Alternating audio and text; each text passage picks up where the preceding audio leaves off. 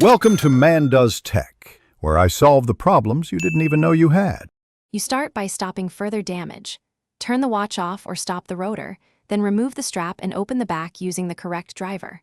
Once the case is open, carefully lift the movement if you can and place it on a clean, lint-free pad. Blot obvious water with a soft cloth rather than blowing it. Trapped water can migrate and corrode parts.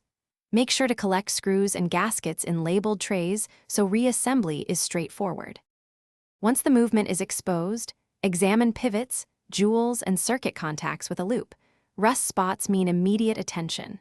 You should use 90% isopropyl alcohol on a fine brush to clean metal plates and non-coated components, making sure to shield delicate electronics and hairsprings. Use a rubber blower and microfiber swabs to extract water from small recesses.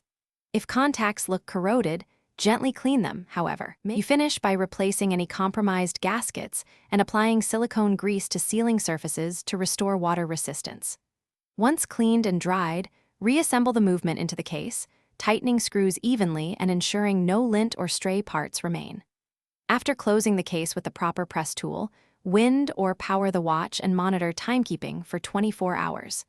If it runs poorly, stops, or you spot fogging, a key troubleshooting tip is to stop using it and seek a professional for ultrasonic cleaning and movement overhaul to